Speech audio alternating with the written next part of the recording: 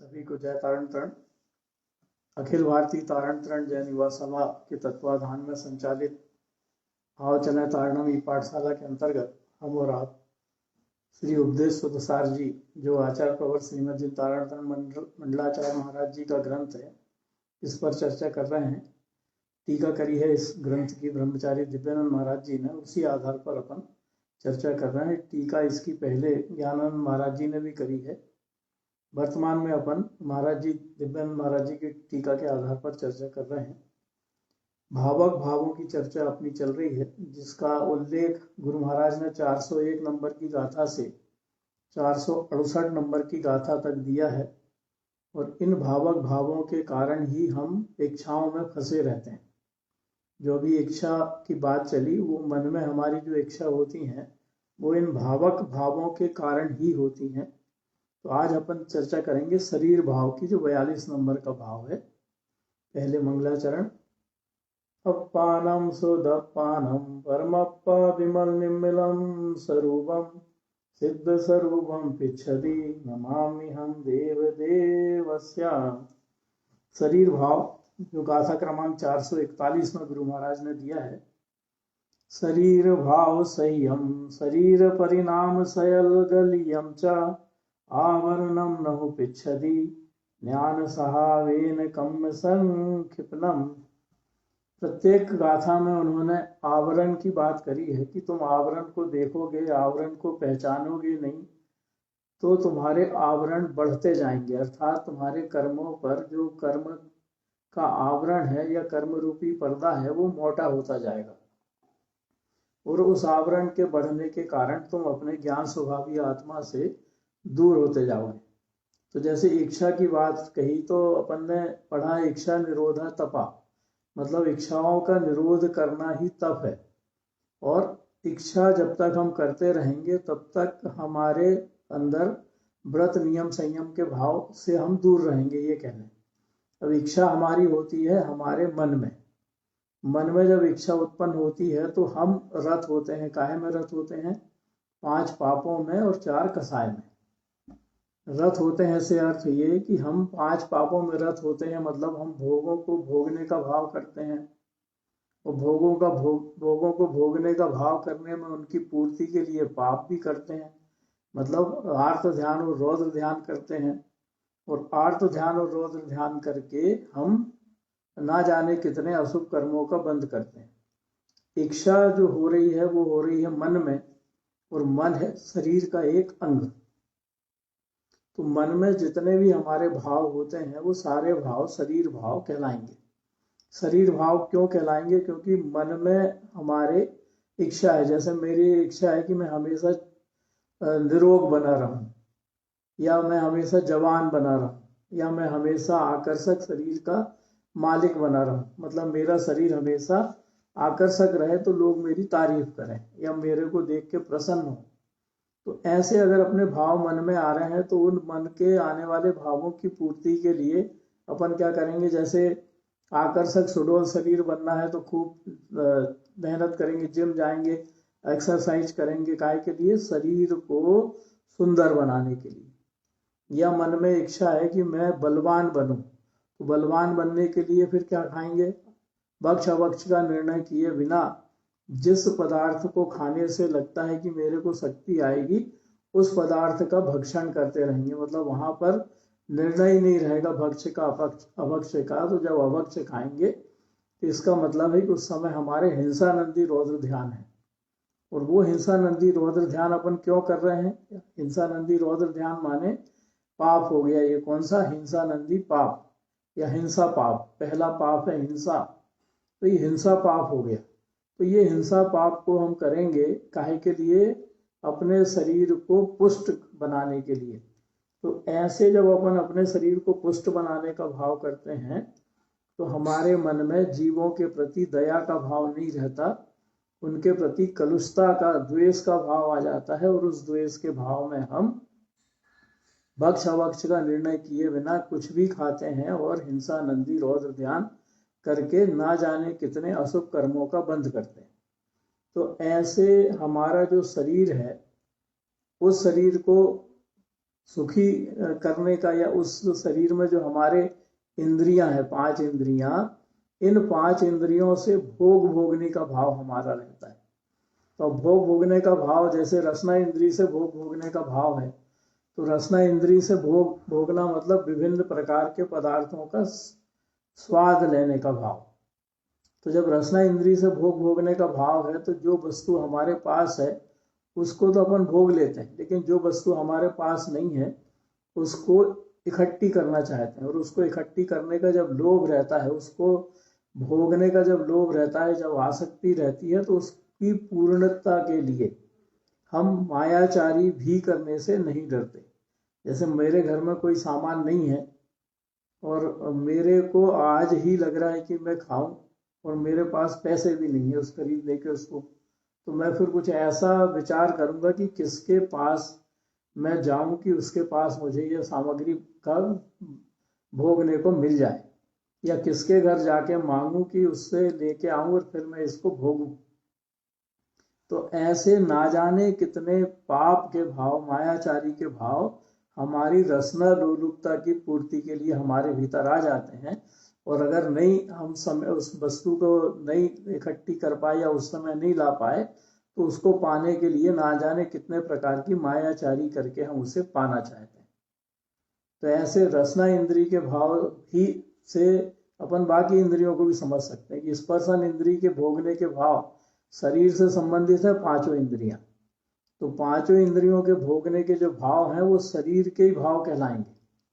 शरीर के भाव में सारी इंद्रियां हमारी समाहित हैं।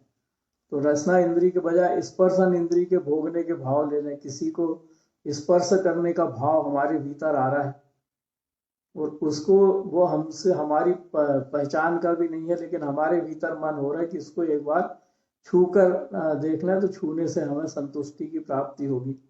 तो ना जाने कितने प्रकार के जतन करके हम उस व्यक्ति के पास पहुंच के उसको छूने का प्रयास करते हैं, भले ही धक्का दे के छुएं, और छू के प्रसन्न हो जाते हैं कि अरे वाह, मैंने तो उसे टच कर लिया।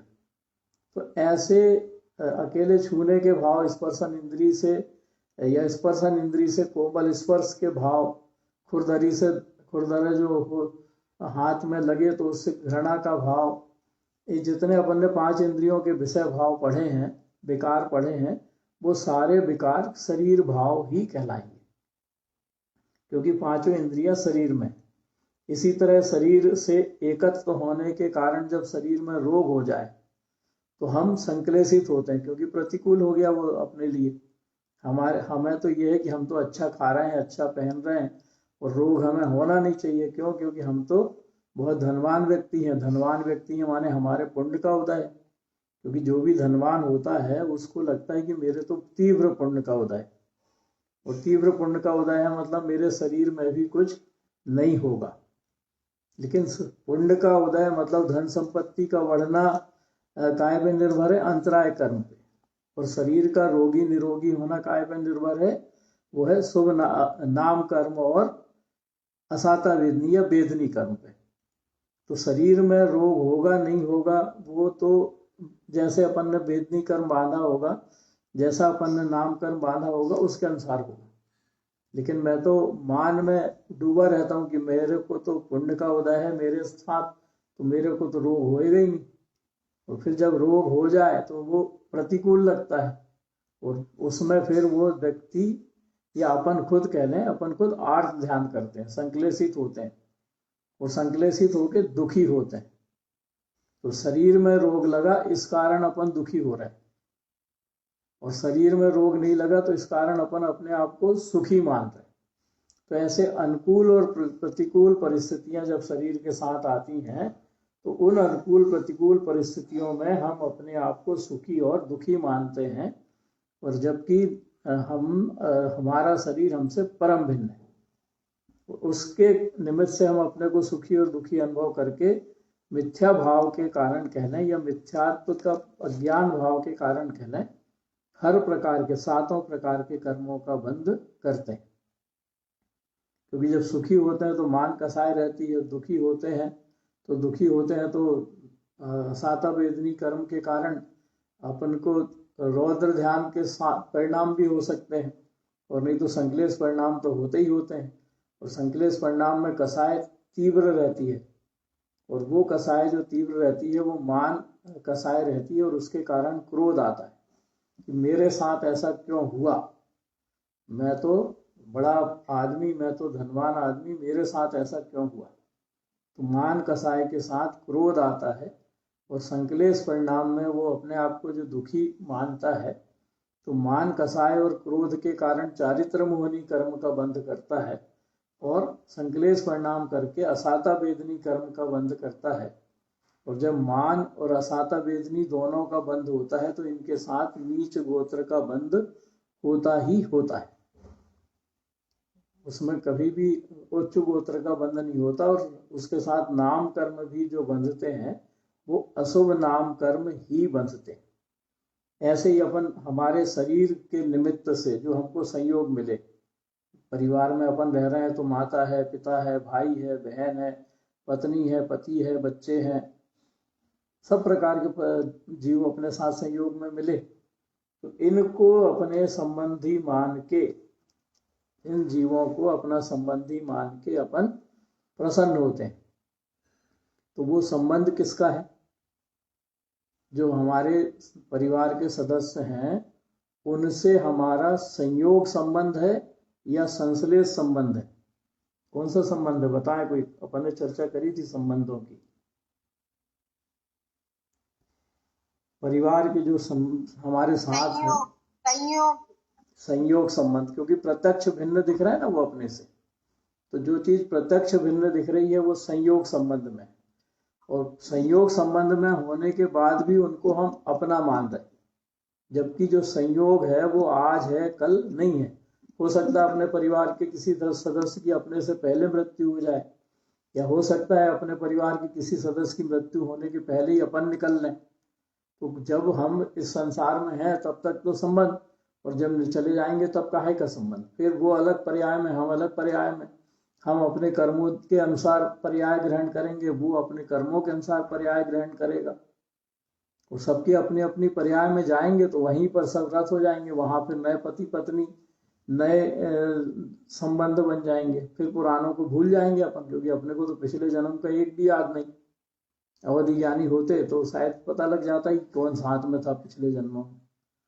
तो ऐसे अगर अपन इस वर्तमान पर्याय में भी शरीर के साथ जिनका संयोग है, उन संयोग संबंधों के निमित्त से अगर आनंद मान रहे, ये निश्चय की बात। बाहर में तो अपन अपने जितने कर्तव्य हैं संयोग संबंध के वो सारे निभाएंगे, लेकिन अंतर में हम अगर उनको वैसा ही मान रहे हैं तो ये हमारा अज्ञान है, और ऐसे अज्ञान भाव के कारण हम अशुभ कर्मों का बंध करते हैं। और उसका दूसरा कारण ये हो सकता है कि अगर अपन संयोग को निभाते हुए, सब संबंधों को निभाते हुए भी अपने आप को उनसे भिन्न अनुभव करें तो निश्चित रूप से हमारा ज्ञान सम्यक ज्ञान कहलाएगा।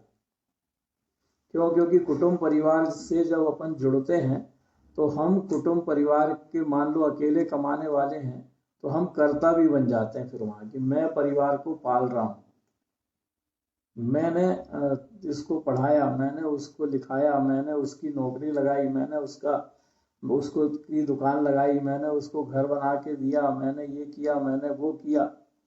ऐसे अनंत प्रकार के भाव फिर हमारे भीतर आ जाते हैं। और मैं जब कहता हूँ मैंने, तो मेरी दृष्टि शरीर पर ही रहती है, आत्मा पर रहती नहीं। अगर आत्मा पर रहती तो मैं तो करता ही नहीं हूँ। तो शरीर ही जब मैं अपने को मान लेता हूँ तभी मैं अपने को कर्ता मानता हूँ। तो ऐसे भाव भी जब मेरे होते हैं, कर्तापने के भाव, तो ये भाव भी शरीर भाव ही मानना चाहिए, क्योंकि शरीर के निमित्त से दूसरे शरीर को पालने का भाव मैं कर रहा हूँ। भाई बेटा मेरा जो है, वो बेटा की आत्मा तो मुझे दिख नहीं रही, उसका शरीर ही दिख रहा है, और मैं कह रहा हूँ कि मैंने इसको पाला। अरे वो पला तो अपने हिसाब से है। अपन ने कल चर्चा करी थी शरीर कैसे बनता है, और उस शरीर के बनने में उसके कर्म का उदय रहता है। उस शरीर के बनने में किसी का कोई योगदान नहीं रहता, जो कुछ भी रहते हैं वो निमित्त रहते हैं। माता पिता भी बच्चे के शरीर बनने में निमित्त रहते हैं, बनाते नहीं है उसके शरीर को। और हम कह रहे हैं कि हमने उसके शरीर को उसको जन्म दिया, हम कह रहे हैं हमने उसको पढ़ाया, हम कह रहे हैं हमने उसकी नौकरी लगाई, तो कैसे? वो तो अपने उसके खुद के कर्म के उदय अनुसार परिणमित हो रहा है। और नहीं तो अगर हम लगा सकते, किसी की नौकरी लगा सकते तो घर में जितने हैं सबकी लगा देते, या हमने पढ़ाया तो उसकी नौकरी लगी तो हम सबको पढ़ा देते। लेकिन ऐसा होता ही नहीं है। कोई मंद बुद्धि भी होता है अपने परिवार का सदस्य, कोई तीक्ष्ण बुद्धि भी होता है, और वो होता है उसके ज्ञानावरणी कर्म के क्षय उपशम के अनुसार। तो ऐसे हम किसी के कर्म को बदल नहीं सकते, फिर हम कर्ता कहाँ? लेकिन हम अपने आप को कर्ता मान लेते हैं और मिथ्यात्व का पोषण करते हैं। मतलब जो गुरु महाराज की बात है उसको मानते ही नहीं, ये कह रहे हैं। जिन बहनम सद्बहनम, अर्थात जिन्हें परमात्मा की वाणी को हृदय में धारण करने की बात अपन करते ही नहीं। हमारे भीतर तो जैसा मन कहता है वैसा अपन करते हैं, मतलब जैसी हमारी इच्छा होती है वैसा अपन करते हैं।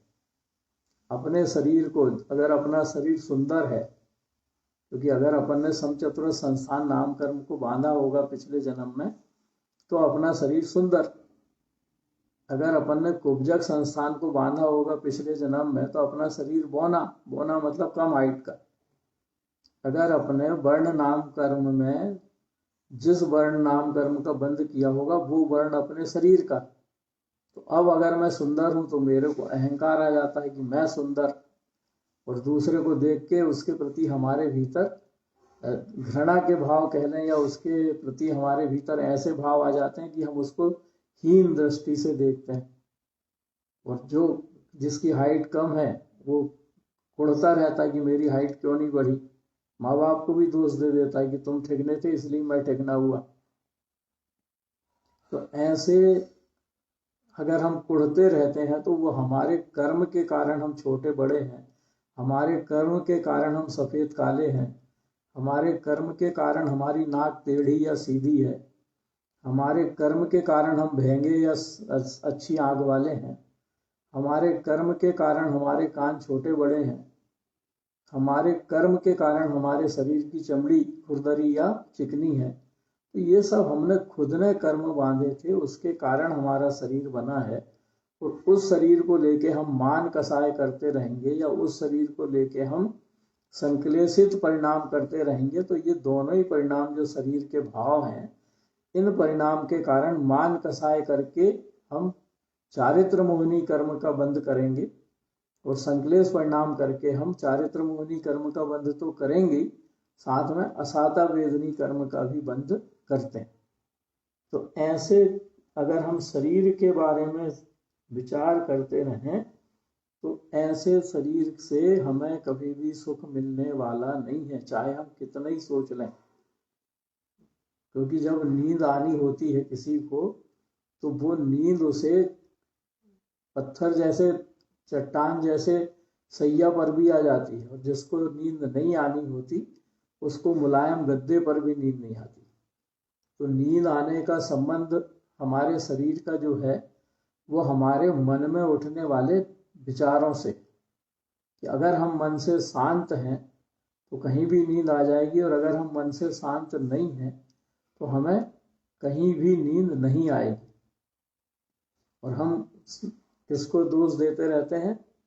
दूसरों को दोष देते रहते हैं कि कितनी जोर से बाजा बज रहा है, मैं सो नहीं पा रहा, कितनी जोर से ये लोग बातें कर रहे हैं, मैं सो नहीं पा रहा, कितने यहाँ पर मेरे पास बैठ के ही पता नहीं क्या क्या कर रहे हैं, तो मैं सो नहीं पा रहा। अपने शरीर को लेके जो हमारे भीतर नींद लेने का भाव या सुखिया बने का भाव है, उसके लिए दूसरों को दोष देते रहते हैं, और उस दोष देने के पीछे। जी भैया जी, जयता। भाई साहब, ऐसे सब्जेक्ट में कहा आपने कि वो बोने रहते हैं, तो अधिकतर ये देखने में आता है कि जिनके माँ बाप की हाइट कम है उनके बच्चे भी, उनकी भी हाइट कम रहती है। हाँ, है ना भैया ऐसा। तो ये असल में क्या है, उनने सभी ने कुब्जक संस्थान का बंद किया था। माता पिता भी कुब्जक संस्थान का बंद करे थे, इस कारण बोने हुए, और बच्चा भी कुब्जक संस्थान का बंद किया था, इसलिए वो भी बोना हुआ। क्योंकि अपवाद भी देखे जाते हैं, कम हाइट के माता पिताओं के भी बच्चे ज्यादा हाइट के होते देखे जाते हैं। अपवाद तो सब में मिलता है, और अधिक हाइट के माता पिता के बच्चे भी कम हाइट के देखे जाते हैं। तो ये तो कुल मिला के संस्थान जो बांधा है उसके कारण ही अपनी लंबाई और शरीर की बनावट रहती है। उसमें किसी माता पिता छोटे थे इसलिए माता पिता के कारण वो छोटा हुआ, ऐसा नहीं है। वो अपने खुद के कर्म के कारण छोटा हुआ है। तो हमेशा भैया जी। जी बहन जी, जयता भैया। तो हम मतलब जन्म भी हमारा वैसी ही जगह हुआ होगा ना, जिनसे हमने ऐसे कर्म बांधे होंगे, वहीं जाके हम पैदा होंगे। जितनी भी हमारी अच्छाई बुराई या कमी जो भी है, तो वहीं जाएंगे हम। हाँ बिल्कुल, जन्म तो वही होता है, लेकिन उसमें निदान बंध भी एक कार्यकारी रहता है। निदान बंध मतलब ऐसा बंध जो कभी ना कभी पूरा होता है। तो जैसे मान लीजिए अपन में मनुष्य गति तो बांध ली, और मनुष्य गति बांध के हमें मान लो किसी से बहुत स्नेह है, तो उस स्नेह के कारण अपन क्या विचार करते रहते कि हमारा कभी साथ ना छूटे, और अपन कहते भी हैं कि तू और मैं हमेशा साथ में ही रहेंगे। जैसे पति कह देता है तू मेरी 7 जन्म तक पत्नी बने, पत्नी कह देती तुम मेरे 7 जन्म तक पति बनो। ऐसा मतलब वास्तव में निदान बंध ऐसा किया हो, अंतर से भावना ऐसी करी हो, तो वो निदान बंध भी पूरा होता है। मतलब भविष्य की पर्यायों में वो फिर एक साथ मिलते हैं, चाहे वो मनुष्य बन के एक साथ रहें, चाहे त्रियंच बन के एक साथ रहें, चाहे देवगति में एक साथ रहें, लेकिन उनको एक दूसरे का साथ मिलता ही मिलता है, जैसा निदान बंद करते हैं उस अनुसार। और जन्म हमारा जो होता है वो हमारे खुद के कर्म के उदय अनुसार होता है। जो गति हमने बांधी उस गति में होगा, और जैसा गोत्र बांधा है उस गोत्र के अनुसार होगा। अगर हमने उच्च गोत्र बांधा है तो हमें उच्च गोत्र में जन्म मिलेगा, खूब पुण्य के साथ। हमने मनुष्य गति बांधी है मान लो, और पुण्य कैसा है हमारा, पुण्यानुबंधी। मनुष्य गति भी बांधी है और पुण्यानुबंधी पुण्य भी खूब पल्ले में है, तो हमारा ऐसे परिवार में जन्म होगा जहां पर खूब दान दया के भाव होते हैं, जहां धर्ममय माहौल हो। और अगर हमने खूब पुण्य बांधा है लेकिन पापानुबंधी पुण्य बांधा है, और उस पुण्य के कारण हमें मनुष्य गति के साथ हमने खूब पापानुबंधी पुण्य बांधा है, तो मनुष्य गति तो मिलेगी, लेकिन ऐसा घर मिलेगा जहां पर धर्म का दूर दूर तक नाम नहीं है, जहां सारे के सारे व्यक्ति पापों में रत हैं, और खूब धन संपत्ति जब हम जहां जन्म लेंगे तो हम भी उसी प्रकार सप्त व्यसन में उस धन संपत्ति का उपभोग करेंगे। तो ऐसे हमारे बांधे गए पुण्य के अनुसार भी हमारे जन्म होते हैं।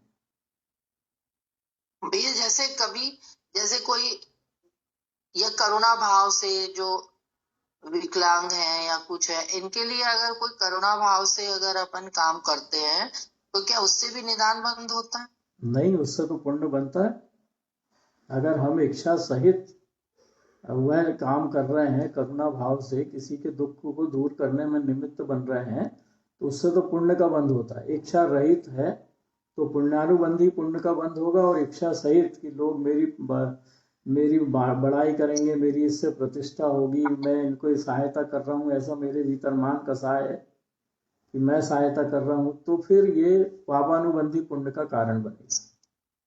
इच्छा रहित अगर अपन सहायता कर रहे हैं।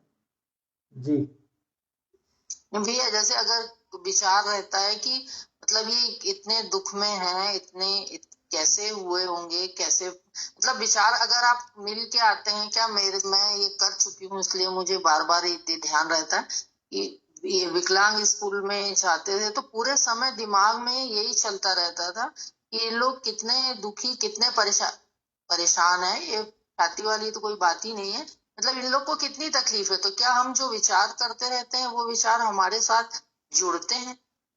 बराबर शुभ भाव रहेंगे तो शुभ भाव के कारण भी पुण्य का बंध होता है, क्योंकि हमारे शुभ भाव तभी होते हैं जब हमारे भीतर मंद कसाय के परिणाम, और मंद कसाय के परिणाम हो तो पुण्य को बांधना नहीं पड़ता, वो अपने आप बंधता रहता है। और उसी के साथ किसी की सहायता करने का भाव है, दया का भाव है, और उससे हमें कुछ पाने की इच्छा नहीं है, तो हमारे पुण्यानुबंधी पुण्य का बंध होते रहता है।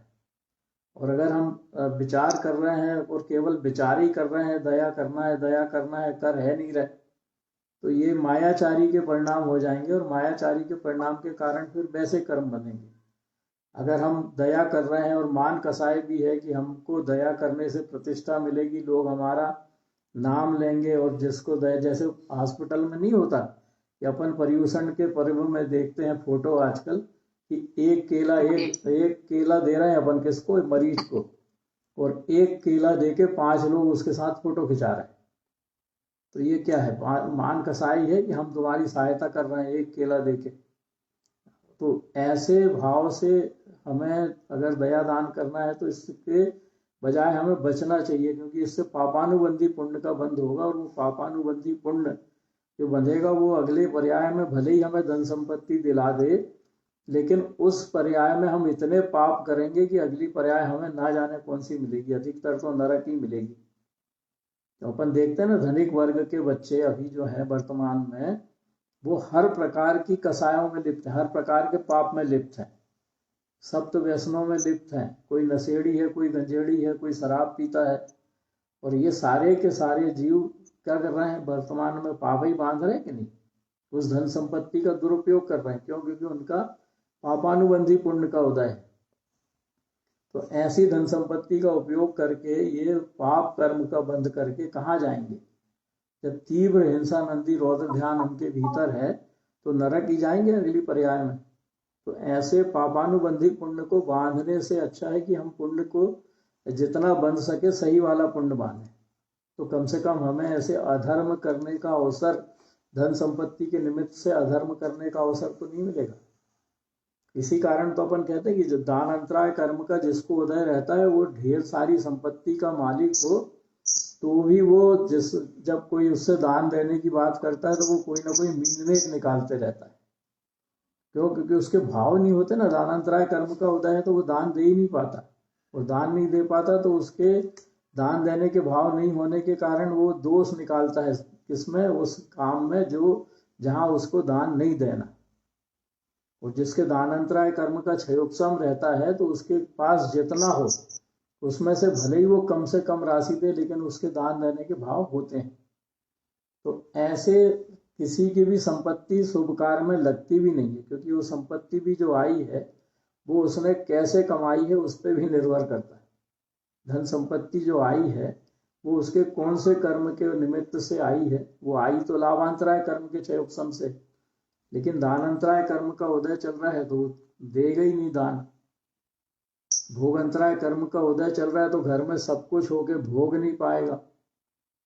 उपभोग अंतराय कर्म का उदय चल रहा है तो पानी के बिस्तर पे सोएगा, उपभोग की सामग्री उपयोग नहीं कर पाएगा। तो ऐसे अपने सब अपन देखते हैं लौकिक में, लेकिन अपने को कर्म पे विश्वास नहीं होता, और कर्म पे विश्वास नहीं होने के कारण हम संक्लेशित होते हैं।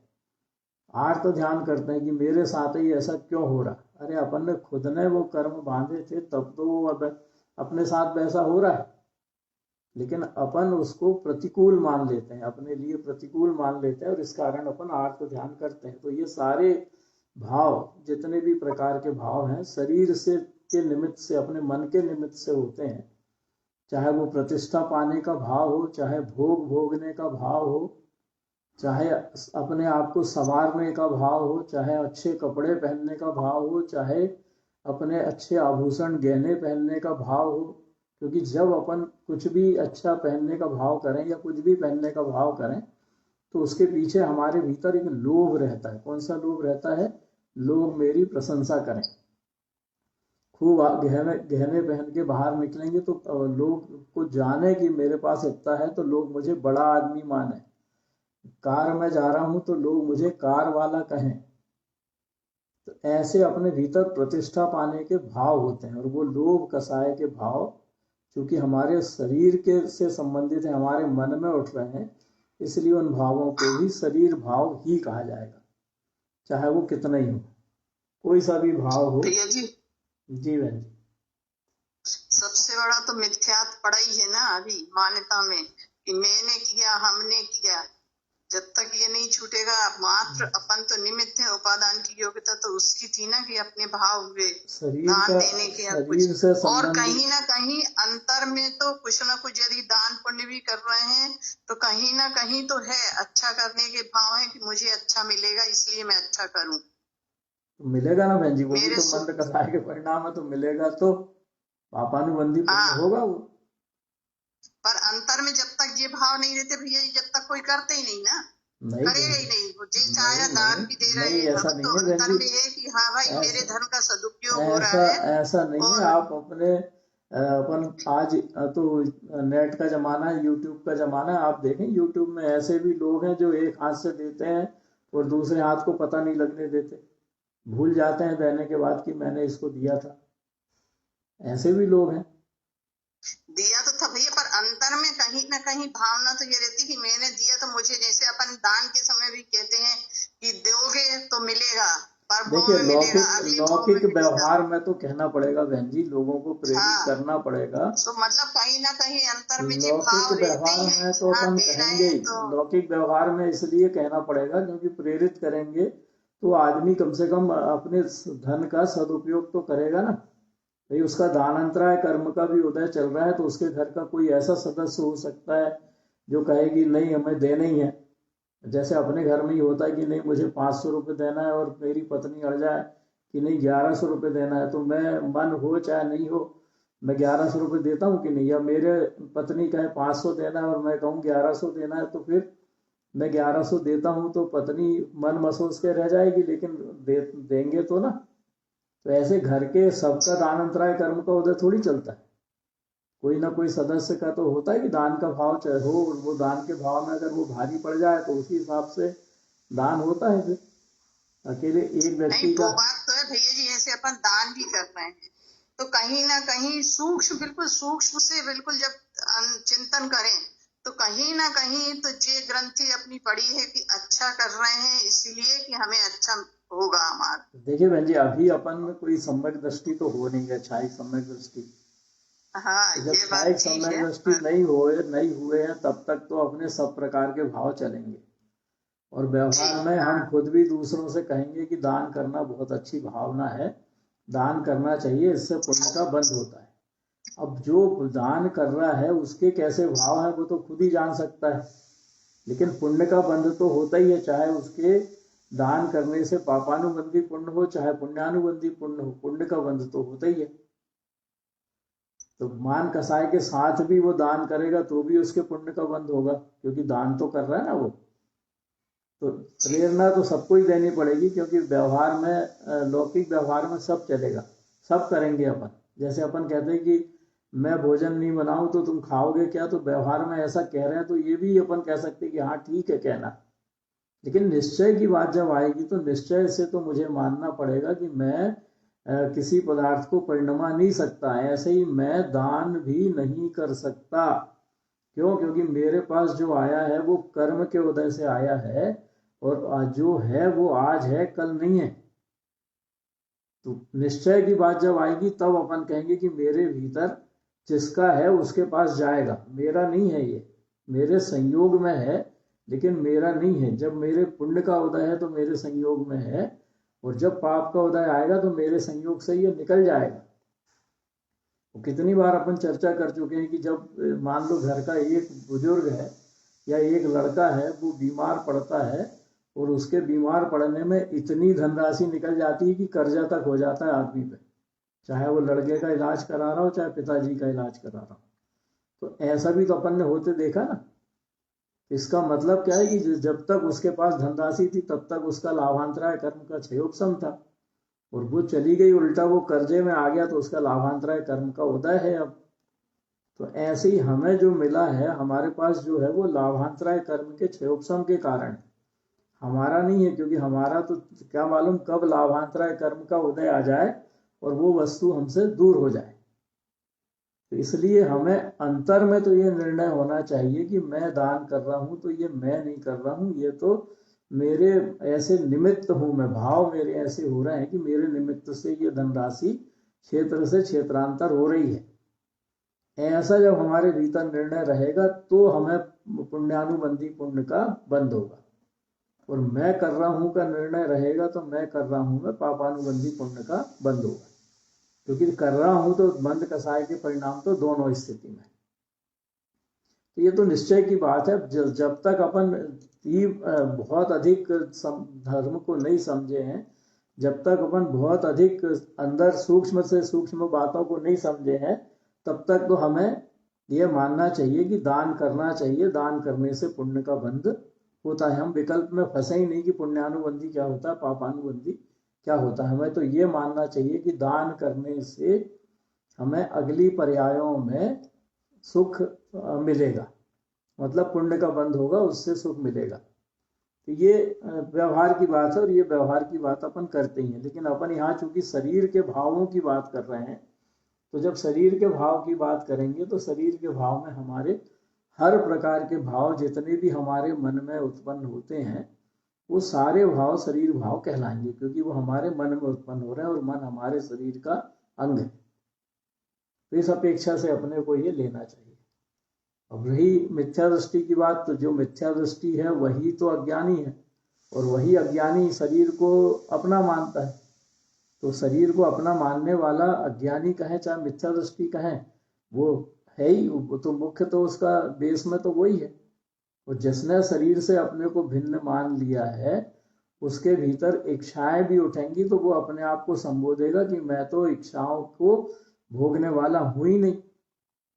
तो वो फिर काहे वो तो भेद ज्ञान करेगा वहां पर, उसके थोड़ी वो शरीर के भाव होंगे, या शरीर के भाव होंगे भी तो तीव्र कसाय से बचने का प्रयास करेगा। जैसे मेरे 5 इंद्रिय विषय भोगने के भाव हो रहे हैं, उस 5 इंद्रिय के विषय में मेरे किसी भी इंद्रिय के विषय भोगने के भाव हो रहे हैं। मान लो रसना इंद्रिय के विषय के भोगने के भाव हो रहे हैं, और उस रसना इंद्रिय के विषय भोगने में मुझे कुछ भोगने की इच्छा हो रही है, तो मैं अगर विवेकवान हूं, मैं अगर मिथ्या तो सम्यक को समझा हूं, मैं अगर हिंसा को समझा हूं, तो मैं विवेकपूर्ण व्यवहार करूंगा ना, मैं वही भोगूंगा जिससे जीवों की हिंसा ना हो। और अगर मुझे विवेक नहीं है, मैं अज्ञानी हूं, तो मैं वहां पर विवेक करूंगा ही नहीं। मैं तो जो भोगना है वह भोगूंगा, उसमें जीवों की हिंसा हो और नहीं हो वो मुझे पता भी नहीं है, और ना मुझे पता करना है। मुझे तो केवल भोगना है। मन कहते हैं ना कितनी बार कि लोग जिनवाणी इसलिए नहीं सुनते कि हमें वो जिनवाणी सुनाई पड़ गई तो हमें ये खाना छोड़ना पड़ेगा। कई लोगों से अपन ये सुनते हैं कि हमने सुन लिया तो हमें वो छोड़ना पड़ेगा, और हमें छोड़ना नहीं है, इसलिए हमें जिनवाणी नहीं सुनना। तो ये तो जिनवाणी जिनको नहीं सुनना, उनकी तो होनहार खोटी है। होनहार खोटी है मतलब उनका संसार अधिक है अभी, और जिनका संसार अधिक है उनको जिनवाणी रुचेगी भी नहीं। और जिनको रुचेगी नहीं, उनके साथ तो अपन ये कहें कि अभी उनकी दिल्ली बहुत दूर है। और अगर अपन चाहते कि हमारी दिल्ली पास आ जाए, मतलब हमें मोक्ष जाना है, ये हमारा लक्ष्य है, और ये लक्ष्य जल्दी पाना है, तो फिर हमें विवेकपूर्ण चर्या अपनानी पड़ेगी। हमें इस शरीर के भाव में जो भाव हो रहे हैं, उसमें विवेक अविवेक का निर्णय करना पड़ेगा, और विवेक अविवेक का निर्णय करके विवेकपूर्ण क्रिया हमें करनी होगी, अविवेकपूर्ण क्रियाएं छोड़नी होगी। तो हम कहेंगे कि हाँ, हम सावधान हो गए हैं इस शरीर भाव में।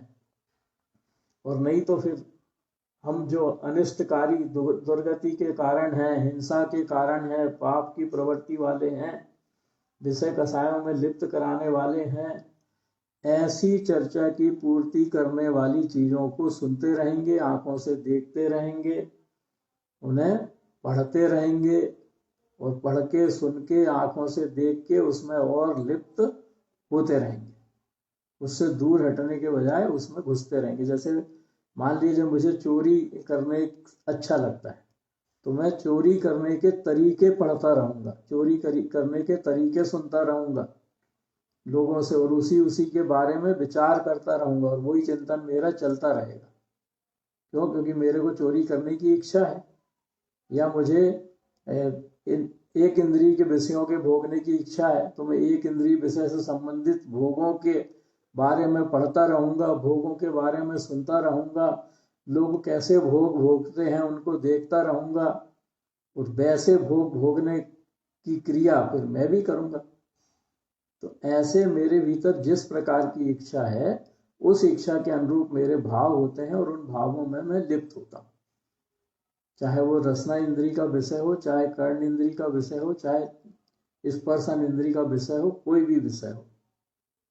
जैसे मुझे मान लीजिए सुगंध अच्छी लगती है, तो मैं तरह तरह के परफ्यूम टेस्ट करूंगा, कौन से परफ्यूम की कौन सी गंध है, तरह तरह के परफ्यूम सूंघ सूंघ के फिर निर्णय करूंगा कि मुझे ये परफ्यूम लगाना है। तो वो निर्णय मैं कर रहा हूँ, तो वहां पर जो हिंसानंदी रौद्र ध्यान मेरा चल रहा है कि ये परफ्यूम कैसे बना, इसकी मुझे चिंता नहीं है, मुझे तो परफ्यूम उपयोग करना है। तो ऐसे मैं निर्णय नहीं करूंगा कि मुझे क्या करना है, मैं तो निर्णय करूंगा कि मुझे ये उपयोग करना है। वहां मेरा हिंसानंदी रौद्र ध्यान जो चल रहा है उससे मुझे कोई मतलब ही नहीं। तो ऐसे अपने शरीर आसक्ति के कारण अपन शरीर भाव करते हैं। जैसे आभूषण पहनने का मुझे शौक है, तो आभूषण पाने की आसक्ति है, पा नहीं पा रहा हूं तो नकली पहन के अपना, पहले तो नकली पहन के अपना काम चला रहा हूँ, उसको पाने का विचार करता रहता हूँ हर समय कि मेरे आभूषण कैसे बने। अच्छे कपड़े पहनने का शौक है, तो मेरे अच्छे कपड़े कहाँ से आएंगे, कैसे आएंगे, उनको किस तरह प्राप्त करूंगा, ये भाव अपने चलते रहेंगे। मतलब ये कि शरीर से संबंधित अपने को, शरीर को श्रृंगारित करने का भाव है, अपने को अच्छा दिखने का भाव है। तो तरह तरह की क्रीम लोशन पोतेंगे चेहरे पे, और तरह तरह की क्रीम लगा के, और कई लोग तो क्या, जो अपन पढ़ते भी, अब तो बैन लग गया उस पर, नहीं तो पहले आता था कि तुमको ये कलर बदल देगी चेहरे का, ऐसी क्रीम आती थी। किसी भी क्रीम में ये शक्ति तो है ही नहीं कि वो चेहरे का कलर बदल दे, क्योंकि वो कलर तो जो हमारे चमड़ी का बन गया, वो तो पिगमेंटेशन करके एक विधि है, उससे बनता है, और वर्ण नाम कर्म के और निमित्त से बनता है। तो वो कलर कैसे बदल जाएगा क्रीम लगा के? लेकिन हमारे भीतर भ्रांति है कि हम क्रीम लगा के गोरे हो मामा जी जाएंगे। थोड़ी देर के लिए तो चेंज हो जाता है पार्लर। वो तो उसका जो वो है ना, उसमें रंग, वो रंग पोतने से उसका चेहरा थोड़ी देर के लिए बदल जाता है। बदल जाता है मतलब वो रंग का आवरण चढ़ जाता है चेहरे पे, क्रीम का आवरण चेहरे पे चढ़ जाता है, इस कारण से वो रंग बदला दिखता है। जैसे काला व्यक्ति पाउडर लगा ले, तो पाउडर का तो रंग ही सफेद है, तो पाउडर सफेद है तो सफेद रंग दिखेगा कि नहीं? मामा जी जय तारण। जी बहन जी, जय तारण।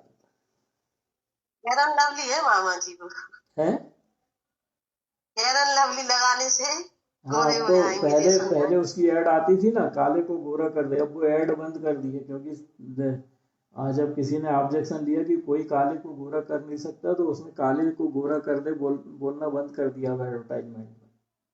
अब वो अलग तरह से उसकी एडवर्टाइजमेंट करते हैं। तो मामा जी जैसे कल आपने बोला था कि माँ बाप निमित्त हैं बच्चे को उसमें, लेकिन जब अभिमन्यु गर्भ में था तो उसको भी विचारों का प्रभाव पड़ा था, तो उसको क्या मालूम? वो तो संस्कार है बहन जी, वो तो संस्कार है जो माँ विचार करती है, वो माँ के विचारों के अनुसार उसका प्रभाव बच्चों पर भी पड़ता है, बच्चे पर। जैसे माँ ने मिर्ची खाई, तो मिर्ची खाने से जो रस बनेगा वो रस बच्चे को मिलेगा। और माँ ने अगर सादा भोजन किया, सादा मतलब विवेकपूर्ण क्रिया के साथ भोजन किया, तो बच्चे को उसका रस मिलेगा। तो बच्चे को जो रस मिल रहा है, हालांकि उसको जो रस मिल रहा है उसके नाम कर्म की अपेक्षा से मिल रहा है, लेकिन वो रस जो मिल रहा है उसमें निमित्त तो माँ बन रही ना। तो जैसे माँ के जैसे संस्कार, वैसे बच्चे के संस्कार तो आएंगे ही आएंगे। माँ जब, जैसे तीर्थंकर परमात्मा का जीव, तीर्थंकर बनने वाला जीव जब माँ के गर्भ में आता है, तो माँ के विचारों में अपने आप परिवर्तन आ जाता है। माँ के विचार ऐसे हो जाते हैं कि जैसे उसे खुद भी मोक्ष जाना है, तो वो मोक्ष करने की तैयारी कर रही हो, ऐसे उसके विचार हो जाते हैं।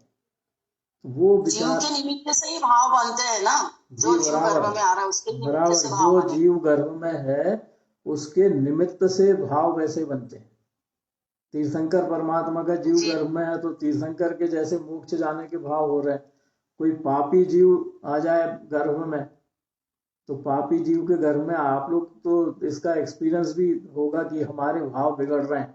तो क्यों बिगड़ रहे हैं हमारे भाव? क्योंकि हमारे घर में ऐसा जीव आ गया है जो पापी है, तो उसके अनुसार वैसे भाव होते हैं। क्योंकि जब उसको, जैसे जो जीव आया है शरीर में, उसको आहार वर्गना के निमित्त से आहार मिलता है, और जो आहार उसे मिलना है वो आहार कैसा मिलना है वो उसके नाम कर्म के उदय पर है, और वो नाम कर्म का उदय जैसा होगा वैसा आहार उसे मिलना है। तो माँ के भाव भी वैसा ही आहार करने के होंगे, क्योंकि माँ के निमित्त से उसे आहार मिलता है।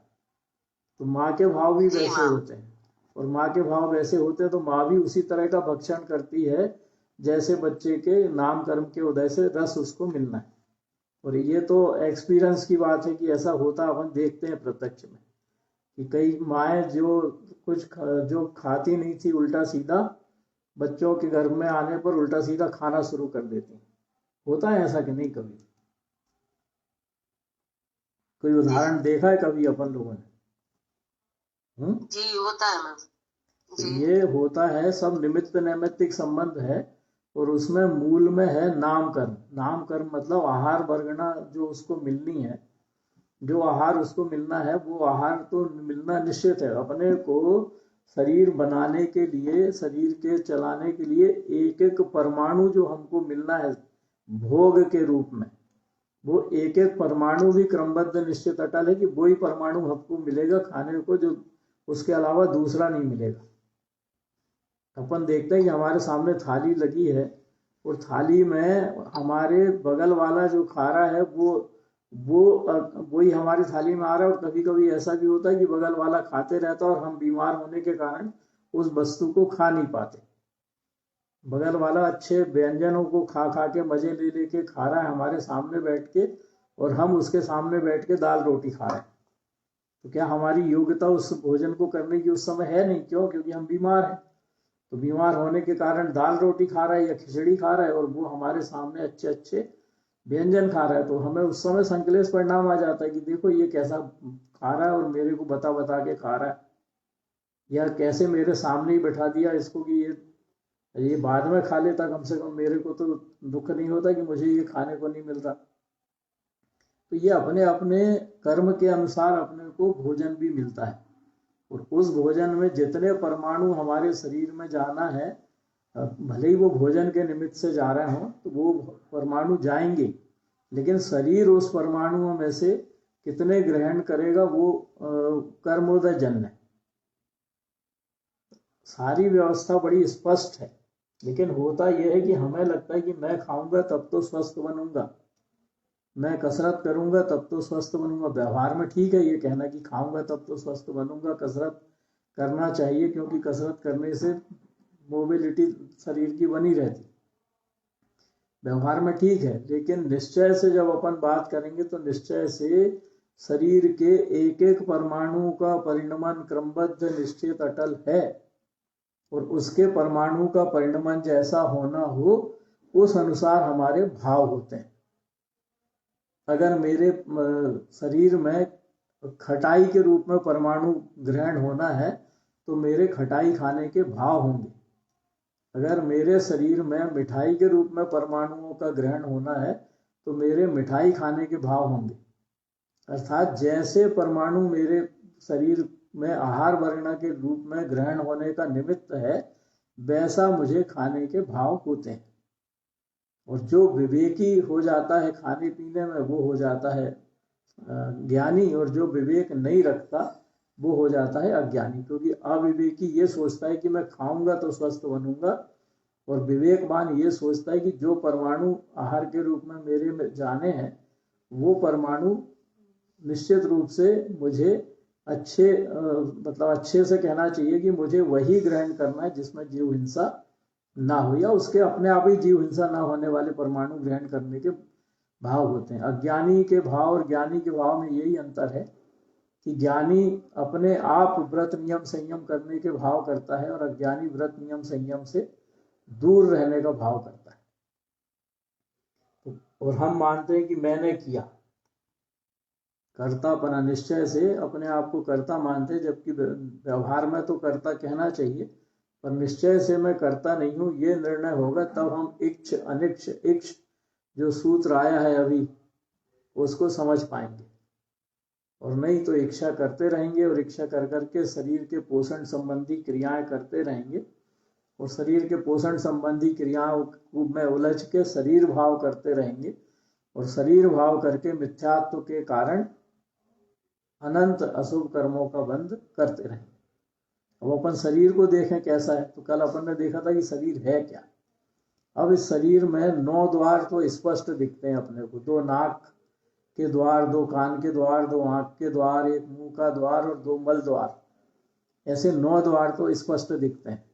और इन 9 द्वारों से निकलने वाली वस्तु को अपन दोबारा देखने से घृणा करते हैं, मतलब हम उस वस्तु को जो निकली है उसको देखना भी नहीं चाहते। नाक अपन जब निकालते हैं नाक से तो उसमें तुरंत पानी से उसको बहा देते हैं कि हमें नहीं देखना। मल मूत्र का त्याग करते हैं तो उसको तुरंत पानी से अपने से दूर कर देते हैं। आंखों से निकलने वाले मैल को देखते नहीं है, आंख धो के उसको साफ कर देते हैं। तो ऐसे हमारे 9 द्वारों से लगातार क्या निकल रहा है, घिनकारी तत्व। और इसी तरह हमारे शरीर में 50 लाख रोम है, रोम छिद्र। उन 50 लाख रोम छिद्रों से लगातार हमारे शरीर से तेल और पानी का रिसाव होते रहता है। सूखी त्वचा वालों के पसीना निकलता है, तेली त्वचा वालों के तेल भी निकलता है। तो ऐसे हमारे शरीर से जब पसीना निकलता है तो उस पसीने के साथ हमारे शरीर में जो बैक्टीरिया बैठे हैं, बहुत सारे निगोदिया जीव हैं अपने शरीर में, एक एक बिंदु पर अनंत अनंत कह लें या असंख्यात कह लें, एक एक रोम छिद्र पर वो बैक्टीरिया का भोजन होता है, समझ लो एक प्रकार से वो पसीना। उसको वो तोड़ते हैं, पसीना को तोड़ते हैं प्रोटीन में, और उसको प्रोटीन में तोड़ते हैं तो बैक्टीरिया के तोड़ने के कारण वो पसीने से आने लगती है गंध। और वो गंध सुगंध तो होती नहीं है, क्योंकि सुगंध तो केवल 63 सलाखा पुरुषों के शरीर से हो सकती है, लेकिन तीर्थंकर के शरीर से तो निकलती ही निकलती है। तो बाकी शरीर का कहीं उल्लेख नहीं है, लेकिन अपन मान ले कि जो पुण्यशाली है तो उसके शरीर से सुगंध निकलती हो, लेकिन अपने शरीर में निकलने वाला पसीने से तो दुर्गंध ही निकलती है। तो ऐसे पूरे शरीर से हमारे दुर्गंध निकलती है। कितने ही नहा लें हम, नहाने के तुरंत बाद भी पसीना निकलता रहता, चाहे घर में नहाए चाहे गंगा में नहाए। अरे जो गंगा का पानी शरीर का पाप, शरीर का मैल छुड़ाने में सक्षम नहीं है, उसको हम कहते हैं कि वो हमारे पाप छुड़ा देगी। कितनी बड़ी मतलब अंदर में कितना बड़ा मिथ्यात्व भरा पड़ा है कि जो हमारे शरीर के मैल को छुड़ाने में सक्षम नहीं है, कि जब पानी से बाहर निकलेंगे वैसे ही पसीना शरीर से निकलने लगेगा और वो पसीना फिर से शरीर को मैला कर देगा। उस पानी को हम कह रहे हैं कि वो हमारे पाप छुड़ा देगा। तो ऐसे घिनकारी हमारा शरीर है, अपवित्र शरीर है। और जैसे ही इसमें से जीव निकलता है तो ये शरीर सड़ना शुरू कर देता है। 48 मिनट के अंदर ये इसमें इतने जीव पैदा हो जाते हैं अंतर मुहूर्त के बाद कि वो जीव राशि के कारण ये शरीर और अधिक घिनौना हो जाता है, सड़ना शुरू कर देता है। और वो जीव राशि इसलिए तो कहा जाता है कि 48 मिनट के अंदर शरीर की अंत्येष्टि कर लेनी चाहिए, क्योंकि उसके बाद बहुत सारी जीव राशि इसमें उत्पन्न हो जाती है। तो ऐसे घिनौने शरीर के को लेकर हम भाव करते रहते हैं और भाव करके हम अशुभ कर्मों का बंध करते रहते हैं। तो फिर हम इस शरीर का उपयोग क्या करें? 5 मिनट में अपन ये चर्चा करते हैं कि शरीर का हमें क्या उपयोग करना चाहिए। शरीर तो शरीर है, हमें कैसे भाव करना चाहिए? तो सबसे पहला तो भाव यही कि हम अपने मन और इंद्रिय को बस में करें, मतलब प्राणी संयम के भाव हमारे हों। यश प्राप्ति हो या अपयश प्राप्ति हो, दोनों में संभाव रखें, क्योंकि यश प्राप्ति यशय नाम कर्म के उदय से मिल रही है। अपयश मिल रहा है या यश नहीं मिल रहा है तो अपयश नाम कर्म के निमित्त से नहीं मिल रहा है। तो ऐसे यश में फूले नहीं, अपयश में घबराए नहीं, दोनों स्थिति में संभाव रखें। अपने शरीर के निमित्त से किसी को दुख हो ना हो ये प्रयास करें। और कोई अगर हमें क्रोध दिलाने का प्रयास करे, कोई हमारे सामने कलह भाव करे, तो भी सहनशील रहें। सहनशील रहें मतलब सामने वाले को निमित्त माने, हमारे पूर्व जन्म का शत्रु माने, और निमित्त मान के अपने भाव को संयमित करें, मतलब शांत रहें, तो हम कहेंगे सहनशीलता हमारे भीतर आ गई है। इसी तरह इस शरीर से 6 अनायतनों में ना जाएं, इस शरीर के माध्यम से 3 मूर्ताओं को ना पालें, मतलब अपना सर कहीं भी ना झुकाएं, तो इस शरीर का सदुपयोग हम कर सकते हैं। हमारे लिए जितनी वस्तु उपयोगी है उतने का संग्रह करें, तो परिग्रह भाव करने से भी हम बचेंगे। और सुंदर हो चाहे कुरूप हो, सुंदर होने पर अहंकार नहीं करें, कुरूप होने पर हीन भावना से ग्रस्त ना हो, क्योंकि जो पूर्व जन्म में बांधा था वो अपन इस जन्म में खा रहे हैं, और जो इस जन्म में बांधेंगे वो अगली जन्म में खाएंगे, क्योंकि छायिक सम्यक दर्शन अपने को अभी हुआ नहीं। तो अगली पर्याय तो निश्चित रूप से मिलेगी, चाहे कोई सी पर्याय मिले, तो उस पर्याय में जाएंगे तो वहां पर फिर हमें देह ही मिलेगी। तो वो देह भी अगर सुंदर है तो फिर से सुंदर मिले, समचतुर संस्थान बांधे, और या बोने हैं तो हीन भाव करके संकलेश परिणाम नहीं करें, अगली पर्याय में अच्छा शरीर मिले, ऐसा कर लें। लोभ करने में हानि तो है, लेकिन अब नहीं कर पा रहे, नहीं बच पा रहे, तो लोभ कर लें भाई, लेकिन कम से कम शुभ लोभ तो करें। ऐसे ही शरीर के निमित्त से हमारे घर परिवार संबंध बने हैं, तो उनके प्रति जो हमारे कर्तव्य हैं उसको निभाएं, लेकिन अपने को कर्ता नहीं माने, अर्थात एकत्व ममत्व के जो भाव अपने हैं, कर्तृत्व के जो भाव हैं, निश्चय से उनको ना करें। बाहर में एकत्व ममत्व दिखाते हुए भी अंतर में अपने को उनसे भिन्न देखें, मतलब आकर्ता स्वभावी देखें। ऐसा अगर अपन कहेंगे तो जैसे द्रव्य संग्रह टीका का एक गाथा है, उसमें आया है कि जीव देह के साथ ममत्व के निमित्त से देह को ग्रहण कर संसार में परिभ्रमण करता है। हम इस शरीर के साथ ममत्व भाव रखते हैं, और उस ममत्व भाव के कारण ही इस शरीर से संबंधित सारी क्रियाओं में लिप्त रहते हैं, और इसी कारण हम संसार में अभी वर्तमान में भी परिभ्रमण कर रहे हैं, और बार बार इस देह को पाके परिभ्रमण करते रहेंगे। इसलिए अगर हम अपने देह को अपने से भिन्न मान लें, इससे ममत्व छोड़ें, और ममत्व छोड़ के अगर हम अपने शुद्धात्म स्वरूप की भावना भाएं, अपने शुद्धात्म स्वरूप में रमने जमने का भाव करेंगे, तो हमारा इस शरीर से ममत्व दूर हो सकता है, या हम अपनी पर्यायों को, अगली पर्यायों को सुधार सकते हैं। तब हम इक्ष अनिक्ष और इक्ष को सूत्र को समझ लेंगे, अर्थात हम ये मान लेंगे कि हमारे भीतर जो इच्छा हो रही है वो इच्छा निर्मूल है, क्योंकि हमारी इच्छा पूरी होने वाली नहीं है। जो कर्मोदय जन्म परिणमन है वही होगा।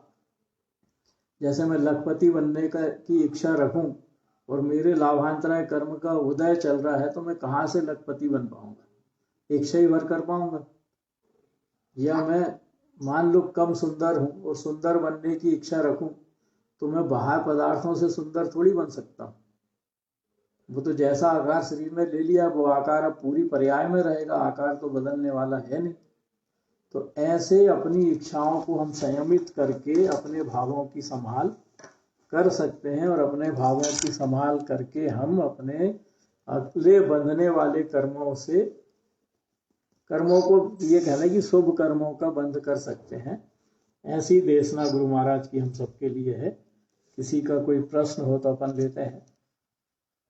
मामा जी, अपन आकर्ता स्वभावी हर चीज में बन जाएंगे तो आत्मा कल्याण हो जाएगा। बराबर आकर्ता स्वभावी बनेंगे नहीं, मानेंगे, देखेंगे, अपने को आकर्ता देखेंगे। बस जैसे आप भोजन बना रहे हैं, तो भोजन बनाते हुए भी आपके मन में ये विचार अगर चलता है कि ये भोजन तो अपने आप बन रहा है, मैं तो इसमें निमित्त हूँ। क्यों निमित्त हूँ? क्योंकि इसमें जिस परमाणु का जैसा जैसा परिणमन हो रहा है वैसा उसकी खुद की क्रियावती शक्ति से हो रहा है, उसकी खुद की उपादान शक्ति से हो रहा है। मैं तो इसमें मात्र निमित्त हूँ, अर्थात मेरे निमित्त से ये भोजन बनना था।